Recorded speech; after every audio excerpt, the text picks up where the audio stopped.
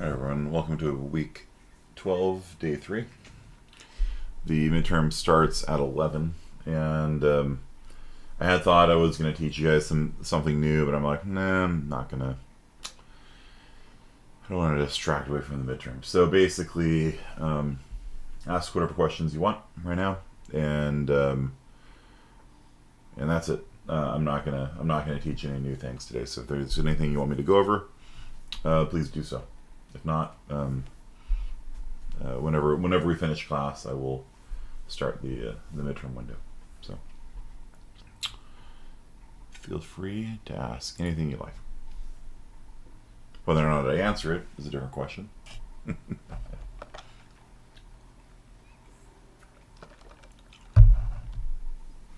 know?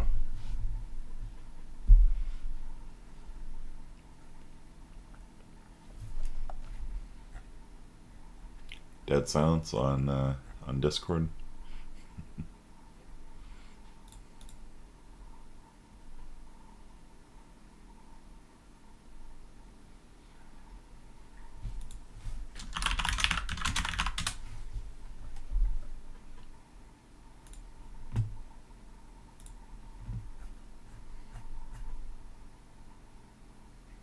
Why does the second midterm say due on April 16th? Does it really?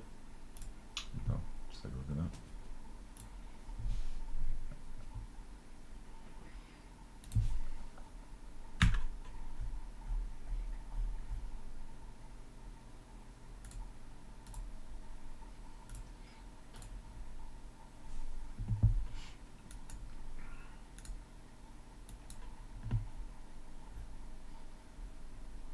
$120-minute time limit, shuffle answers.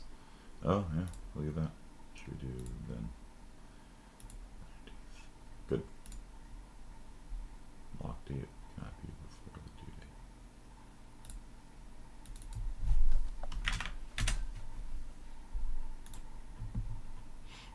Okay.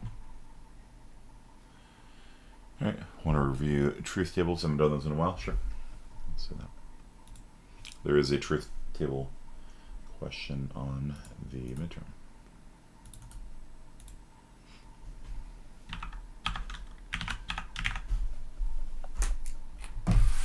So truth tables are used extensively in computer science. When doing programming, we've got a complicated problem, we'll typically hash out a truth table. So let's say I'm going to ask you to come up with a truth table for x ANDed with not y or z. And if there's something like that, it's usually a good idea to put parentheses around it. Technically, AND has a higher order of operations than OR, but it's always a good idea. Alright, so what you do, first of all, x, y, and z, is to start the truth table. True, true, true, true, false, false, false, false. True, true, false, false, true, true, false, false. True, false, true.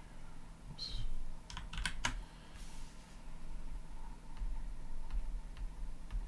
Okay. And then you usually work through like one part of it at a time. So we can do the first part here. X ANDed with not y first.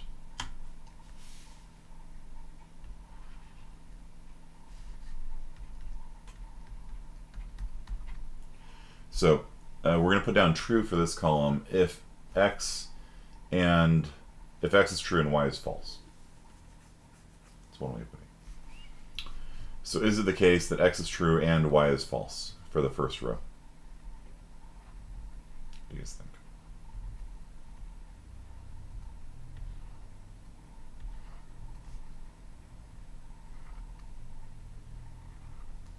Nope. This one, same. What about this one? Is it true that x is true and y is false? For the third row. Is x true and y false? Yes. It is. So the answer there is true. And then for these, x is false for all of them. So Zeros for all that. So for and, you have x and y. It is true if and only if both x and y are true. Okay. So for and, it's only true if both the left part and the right part are true. Okay. There's an extra credit workshop today. It is on Irish music, and that'll be at 4 o'clock on Discord. So we're going to take this and then OR it with z. So it's going to be x and not y, ORed with z. So the value of this can be found here. So we're going to put down true here if either for OR, if you have x or y, then if either of them is true, then the answer is true. One of them or both of them is true, then the result is true. So if either the left side or the right side of this is true, we put down true. So in this case, the left side is here, it's a 0. The right side is true. Therefore, the answer is true. For this one, the left side is that, the right side is false. So the answer is false. For the third row and the fourth row, we know that x and not y are true. If either side of a OR is true, then the answer is true. Why does the workshop say it's due at 4 when the workshop starts at 4? So you know what time it is. You'll submit the essay afterwards. If you do the essay. If you're there, you don't have to do an essay. Okay, for this one, false, but this side is true, so that's a true also. False, and this one's false. False ORed with true is true. False ORed with false is false. And so here's the answer. So for every possible combination of inputs, we can figure out what the output will be. Some are going to be true, some are going to be false. And so, if x represented, we have ammo, and y represents on our team. So not y means, not on our team, right? And z means, malfunction. So our sentry gun will shoot if we have ammo and they're not on our team, or if the sentry gun is malfunctioning, right? If it's malfunctioning, it shoots at everyone. Otherwise, it'll only shoot if we have ammo to shoot and the person we're shooting at is not on our team. So y represents being on our team. And so over here, we can see the result of that. So in the case that we have ammo and they are on our team and we're malfunctioning, we shoot, right? Because this is or if we're malfunctioning. If you're programming a game, this is what we do. And you'll sit there and look at the outputs and make sure that it all looks correct to you for what you're trying to do with your program. For this one, we have ammo, they are on our team, and it's not malfunctioning, so we do not shoot because they're on our team. We try not to shoot people on our team. So the essay is for everyone. No, the essay is only for people who are not at the workshop. So if you cannot make the workshop, then you have to write an essay. If you make the workshop, if you're there, you do not have to write the essay. Is it a required assignment? It's an extra credit assignment.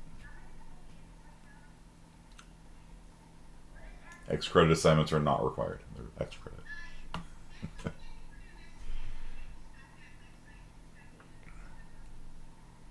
Okay. So that's truth tables. There is one question on the midterm about truth tables. There's a lot on theories of truth and moral questions and fallacies. There's a few on logic. And then I have at least one question on each one of the big topics we have talked about in social issues of computer science so far. So I went through this and made sure that there's at least one question on each of these to see if you kind of understand what's going on with it. A lot of fallacies, cognitive biases. and lots of questions on moral frameworks and theories of truth. How long is the workshop? It is from 4 to 5:30.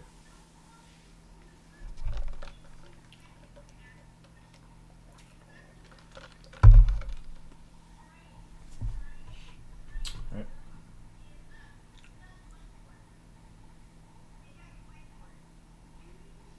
Okay. Any other questions? In these topics you have questions about? Can you answer?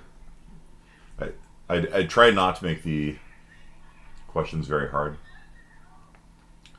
There's maybe one question on there that may be hard. I don't know. It's not supposed to be hard. Overall, I set the difficulty at 4 out of 10. Last night I went on to Discord and asked students to pick a number from 1 to 10. Somebody picked 4, so that's the difficulty.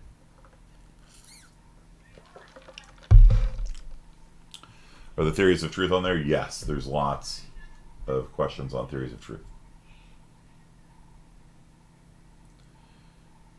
Workshop says do it 4 so that you guys know what time it starts. It doesn't have a closing date, so you just submit the essay afterwards.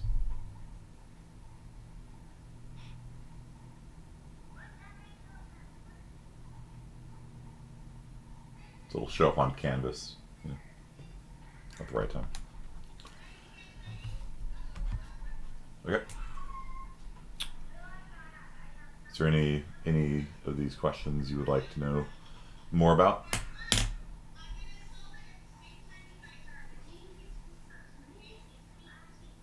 Do you get to repick a number from 1 to 10? Nope.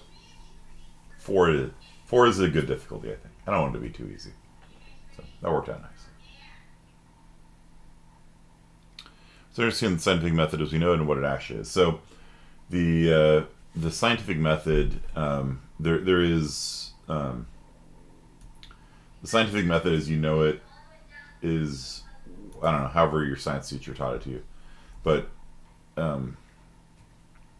the reality of the situation is that, like, I've gone through many posters from middle schools on like what is the scientific method, and maybe that's not fair picking on middle school science posters, but the reality is, like, there's a lot of different versions of the scientific method, and Kuhn's take on it is that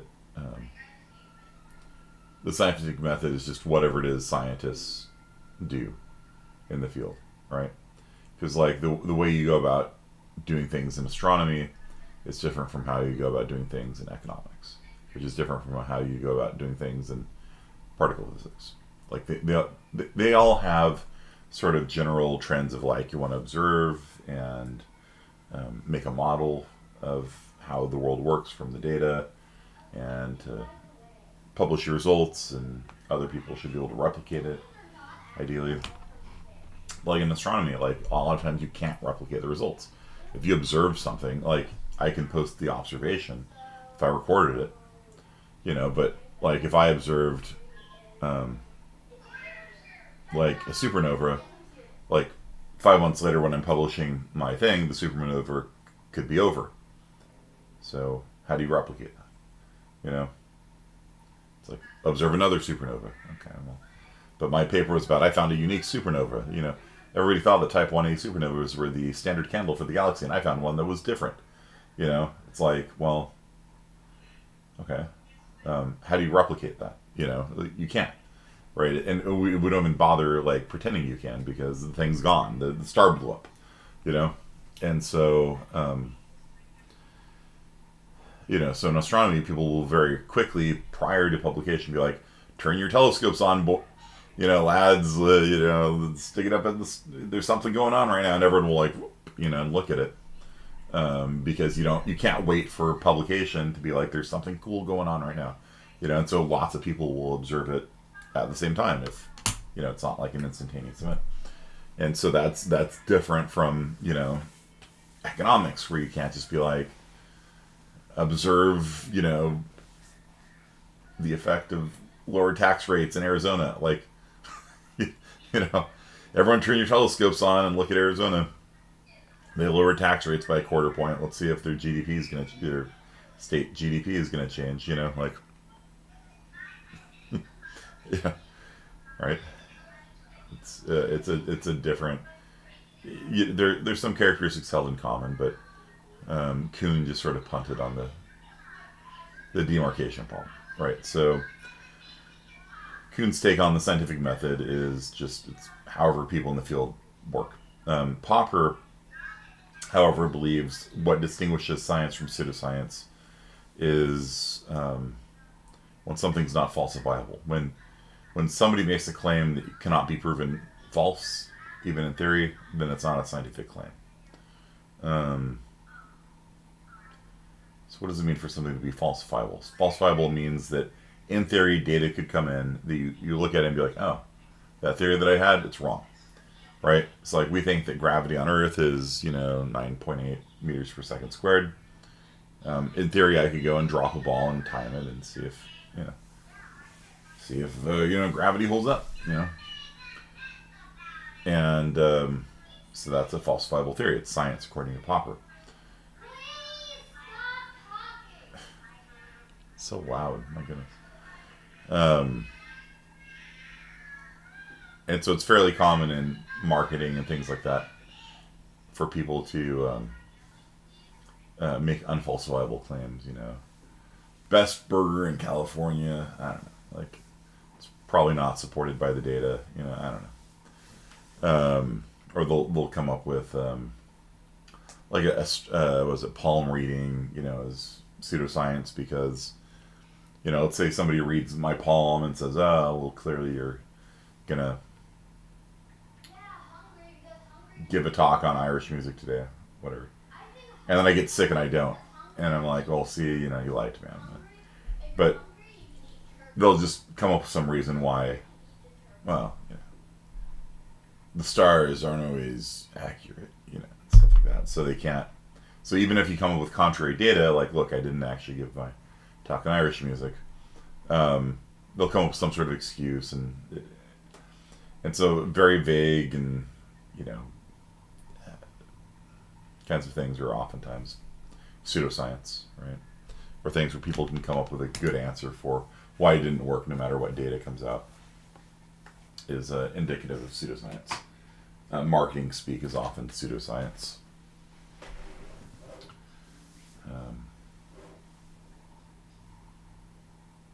Pinto water. You can't observe it under the microscope, but trust us, when we expose our water to high frequency vibrations, it forms a pentagram shape, and it stays that way, even though you can't see it. So that would be a classic pseudoscientific claim. I drank a bottle of Pinto water once. I felt dirty for supporting this company that supports pseudoscience, but the water actually tasted good, so I don't know. I don't think it hydrated me any faster than water normally does, but it was good tasting water. Yeah. Water has no taste. Minerals in water. Yeah, like that's why companies will actually add minerals to water so that it tastes better. Perfectly pure distilled water oftentimes tastes flat. I actually don't mind drinking distilled water, but a lot of times you buy bottled water, it'll say minerals added for taste.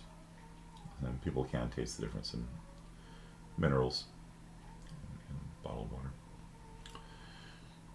Or maybe not. I don't know. Run a scientific experiment to find out.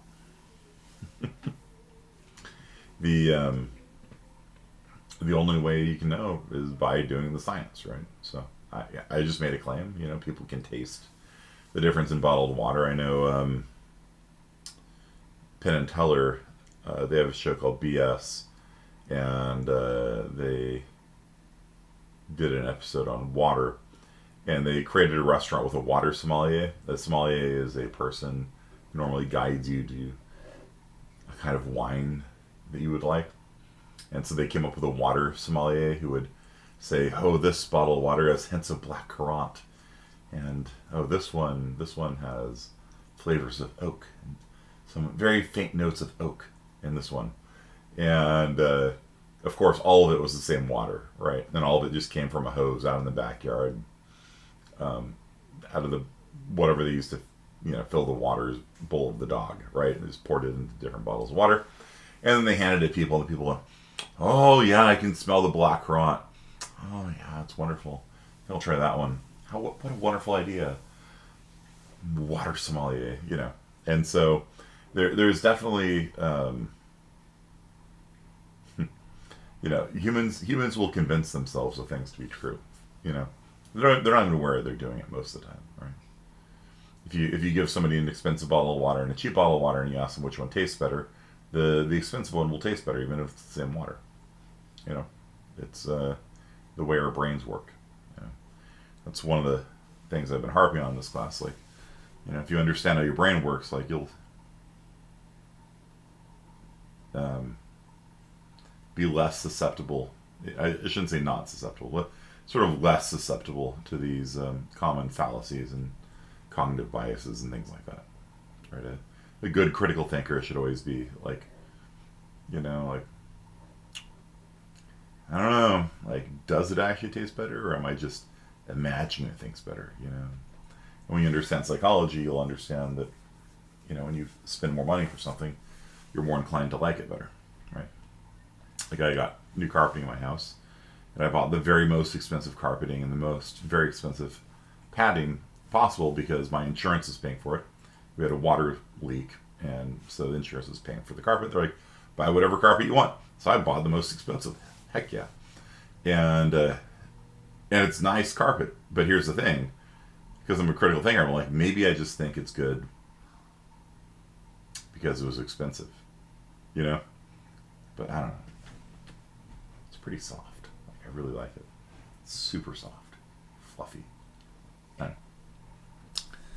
Gold infused carpet. No, nothing that cool. It's just, it has a high thread count, or whatever the carpet equivalent is. Like, they count how many little bits of yarn come up per square inch or something, and it had the highest thread count. I don't remember what the exact term is. And then the padding beneath it, he actually put down 4 different kinds of padding, same carpet on top, different padding underneath, and I stepped on each of them, and he's like, this is the cheapest, this is the most expensive. And for the first 3, I just sat there. I'm like, don't buy into the cognitive bias. And I'm like stepping on. I'm like, I really can't tell much of a difference, between the cheap and the hard. The cheap one, yeah, I guess I hit rock bottom a little bit easier. Like, I'm kind of hitting the concrete underneath, kind of easier. But the most expensive one, I like sat there. I just was like poking at it with my toe, poking at the other one and poking it. So like there was low, medium, high of like normal padding, and then there was like this other kind of padding entirely, and the other kind of padding was like really soft and like comfortable. So I bought that one because insurance is paying for it. I'm like, I'm pretty sure I can tell the difference. I honestly could not tell the difference between the first 3. Maybe the cheapest one, maybe like I could kind of feel the concrete beneath easily. But man, the most expensive one, man, I don't know. I think it was nicer. And so, I don't know though. But my insurance covered it, so. The best item you buy is the most expensive one. Yeah, and after you buy something, then we become more inclined to like it as well. If you give somebody a choice of like 2 different paintings to take home for free as a gift for participating in the study, then whichever one you give them, they will rate higher than they would otherwise, right? So they would have just the thing where like they come in and they look like, I got these 2 arts back here, and they'd rate them, and but then like if you give them one, like, oh yeah, that's my favorite, I like that one the best, So there's a lot of psychological effects that you need to watch out for. It's not even that bad in a lot of cases, but you need to watch out for them. And so a good critical thinker, I think, you really have to just sit there and be like, is it really the case? Whenever you hear something, even when it comes from your own brain, that's soft, comfortable carpet. Is it though? I don't know. You have to sit there and think about it. Like, I don't know. Maybe. Doubt everything, Hammond, right? So, what time is the extra credit due? It's not due tonight. I don't know, Monday or something like that. same Monday. So, a friend of mine cleaned the cups on my headphones. They feel super soft. Maybe softer than when I bought them. But is my memory trustworthy? I don't know, man. Like, yeah, like I said, it's. I mean, the simple answer for that is no, right? Memory is not trustworthy. When you load a memory, it actually will get resaved, and so there's really interesting psych research on how memory changes over time. And so if you load a memory, like there's a famous case of like the Satanic Daycare Center, right, where they did an investigation of these two completely innocent people, as it turns out, as far as we could tell, who knows, that were apparently running satanic rituals at this daycare center, and it created this huge moral panic, and kids were pulled out of it, and of course there was no basement, right? It was like the ping pong pizza thing. The QAnon people were convinced this pizza parlor in DC had like child smuggling going on in the basement. There's no basement, right? It's kind of hard to have smuggling going on there, and there isn't one. And so they interviewed the kids. They're like, so when did they first start touching you? You know, when did they first start doing demonic rituals with you? And the kids were like, we didn't have any, but they kept asking the questions over and over again. When did they first make you feel uncomfortable?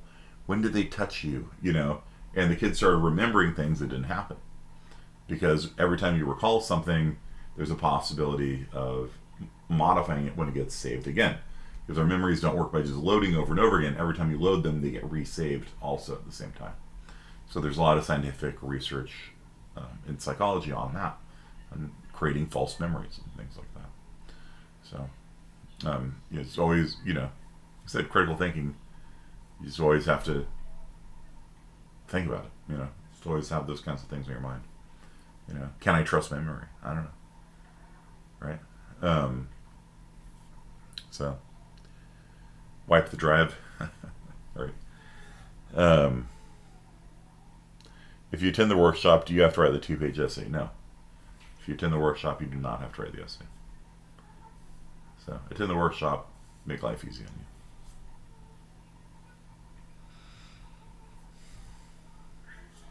Next trial we do on Monday. Yep. Yeah, really the two main parts of critical thinking is this, like, sort of question everything.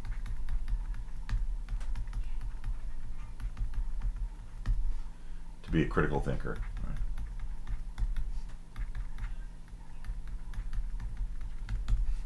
And to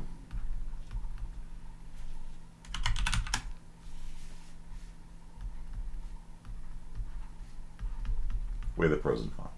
All right. So if somebody tells you something's true, well, it may be true.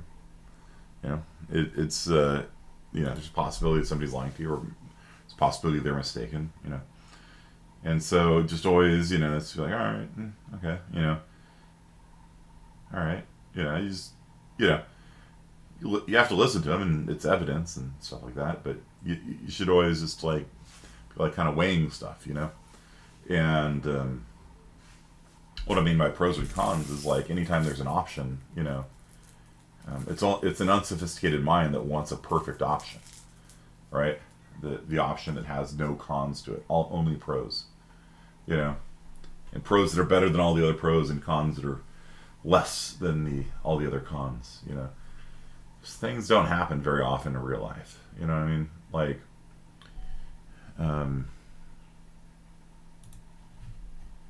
Salem witch trials could be. Salem witch trials weren't really. It was really more of a land grab than anything else. Like, people were trying to steal the land out of the people that were accused. For pros and cons, right? So, like I said this before, and maybe some of you didn't believe me, but that's fine. Question everything, right? Which is that Republicans don't hate the environment, right? Like, I've never met a Republican that just goes out there and punches trees and just be like, it'd be really neat. You know the end of the Lorax when like all the trees were cut down and the rivers are full of mud and all the animals are dead or gone. That's what I want. That's what I want to see. No, right? Or they just go out and be like, screw you, nature. Just like pour acid on national forests. Like no, the a lot of Republicans like hiking and stuff like that, right? It's a question of pros and cons, right? To what extent do we value preserving nature in an untouched state versus harvesting it, right? Because there are jobs in the lumber industry from harvesting timber, right? And I don't know if you guys have seen what's happened to timber prices recently. Timber prices are ridiculous right now. I don't know, like a sheet of plywood used to be like $7 or $8. Now it's like 90. Like, I don't know what the hell's going on. Sure. Yeah, like it's like ridiculous. It's ridiculous how expensive these things are right now. So, I don't know. So, we use wood in building houses and construction, all sorts of other things. And so if you prohibit loggers from logging forests, then there's not wood available for people to fix their houses, right? Like, I have wood siding on my house, and I know one of them, I was coming the other day, I'm like, I think there's some wood rot in it. If I have to replace it with wood, where does it come from? It comes from, hardware store. Where do they get it from? Well, they get it from a lumber mill, and where do they get it from? They get it from the guys that are cutting trees. Where do they get it from? They get it from a forest somewhere. And the government regulates a hell of a lot of forests in America. And so if the government says you can't cut down any trees because we want to save the environment, then the loggers lose their jobs, and then the price of timber skyrockets, right? And then people can't fix their houses. And so every interesting question that I've ever seen in real life has serious pros and cons you have to think about, and it's only a very unsophisticated mind that wants a solution that has no downside. I want to protect the environment. Cool. Right? Cool. What's the downside? And people just oftentimes just refuse to look at the downside of their choice, right? Like I worked with Wrangell Island, Wrangell National Park is St. Elias Wrangell. It's in Alaska somewhere, but I think there's an.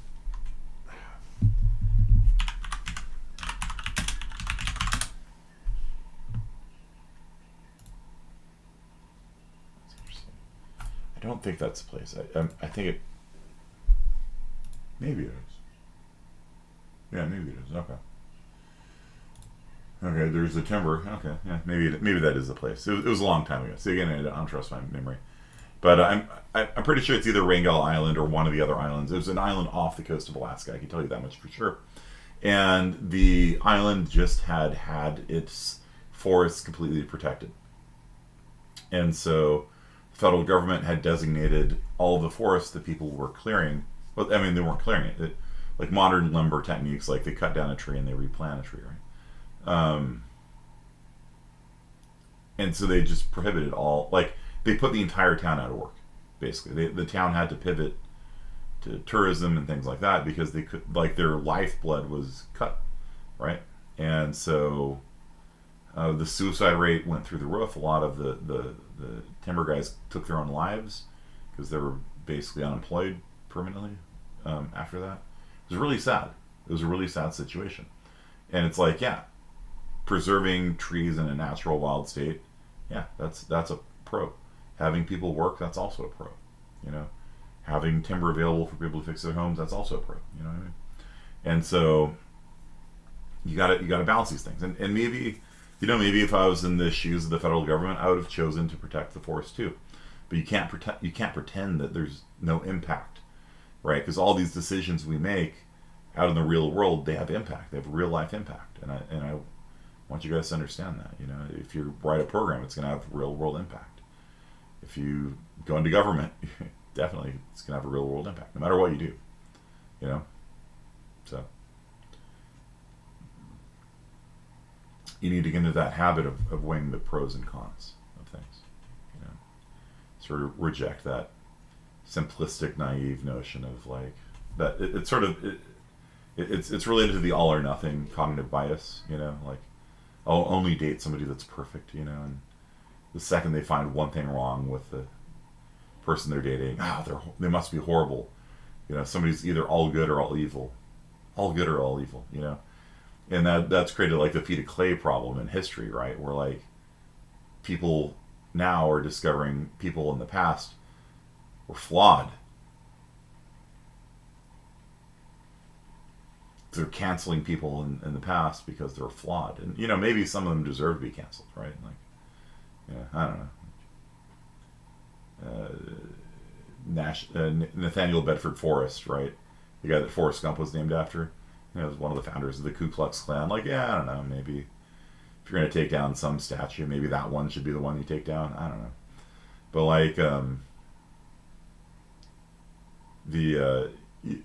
like, like Hershey, you know, the Hershey's chocolate, you know, he protected the jobs of all of the workers in his company during the Great Depression, right? Like he said, not a single man who works for me will lose his job, you know, and he took a huge pay cut himself, and he did what he could to keep Hershey open and operating during the Great Depression, even in some of the worst financial times of our country. Not a single man lost his job. Hershey was also a raging racist, right? And so it's like, okay, you know, how do you deal with that? You know, and there's a sort of this modern preoccupation that somebody has to be all positive and no negative in order for us to like appreciate them, you know? Whereas I think it's like, yeah, you can appreciate Hershey really going the extra mile for his employees and taking care of them, and also acknowledging the fact he was a raging racist, even by the standards of the time. You know, H.P. Lovecraft is a fantastic author, one of the most innovative, creative authors of all time. I don't know if you ever heard of Cthulhu or all this kind of stuff. He created this whole mythos. And yeah, Lovecraft was also a raging racist, even by the standards of the day. He was pretty bad. So, known as impressively racist, even for his time. Yeah. Yeah, it's like, you know, those both can be true. It's both the fact, in my opinion, that he was a good author and was a really racist person. You know, these aren't contradictory things, you know, and there's this weird preoccupation in modern society that just somebody has to be all good or all bad. And so the second they find one thing bad about somebody, it's like chop the statue down, you know? It's like, I don't know. Who are you looking for that's perfect, you know?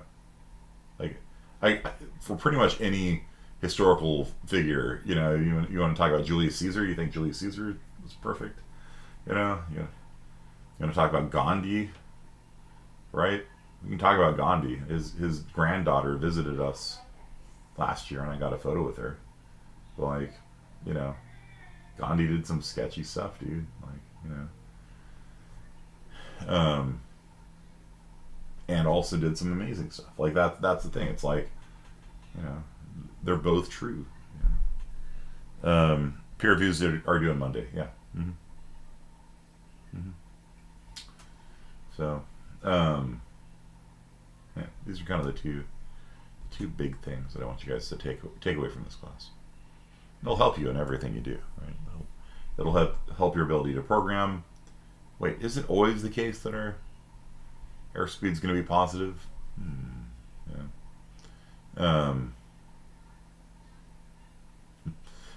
was trying to enter a login information yesterday, and it wouldn't let me paste. It wouldn't let me hit Control Paste because it only allowed numbers to be typed in, so it didn't allow pasting numbers, and I was just like, dude, come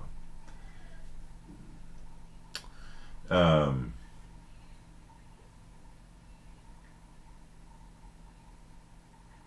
Yeah, or along those lines, you know, if a lot of people think that if you join a political party, you have to believe everything they say, or you have to agree with everything they say. And a lot of times it's not even stated that way. It's just sort of like, taken for granted that you do it, because there is that in-group bias thing that I told you about, where like, if you're a Republican and a Republican proposes a notion, you will tend to like it more, right? So Mitt Romney proposed Romney Care, a form of health care that was then adopted by Obama into Obamacare. It's more or less the same system. And Republicans, when having it presented as a Republican idea for healthcare, like, oh yeah, I love that. And then, but when it's presented as Obamacare, oh no, I hate that. And vice versa, right? Like during the Trump presidency, they would read Trump quotes to Democrats and say that they were like from Biden. They're like, oh yeah, that's a really wise and insightful statement. No, it's from Trump actually. Oh, what? And because we're just predisposed to liking people in our group. But like, the reality of the situation is unlikely you're going to find anyone you're going to agree entirely with. But like, if you're a politician, you better think carefully about when you're going to buck the rest of the party. So can't hear. Hello. Testing. Do you like this rich artisanal coffee? Yeah.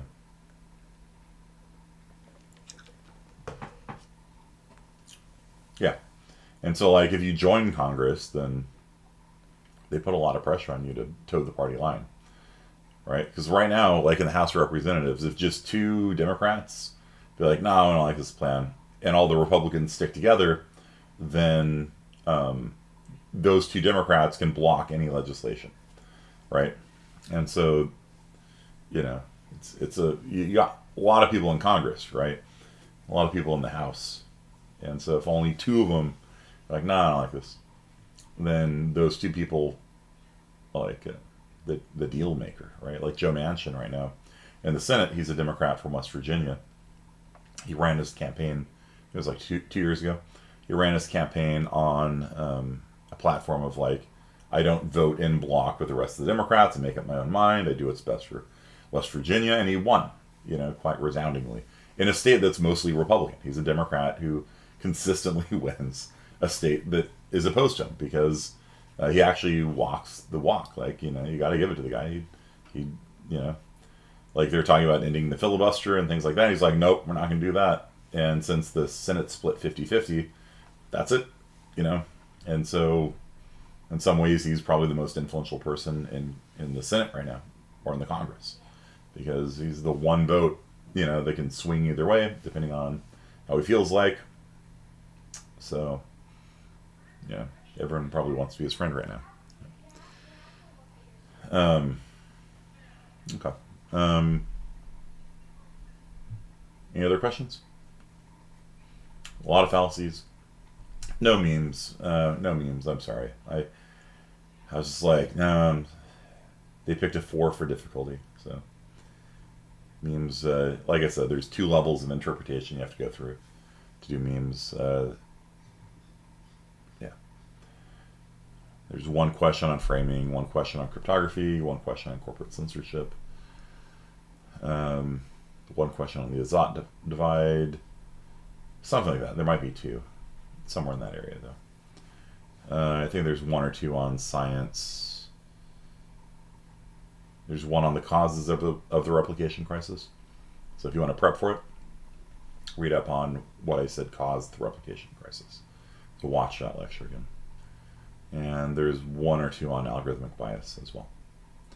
A lot of questions on these 2 things here: moral frameworks, theories of truth, logic fallacies, truth tables.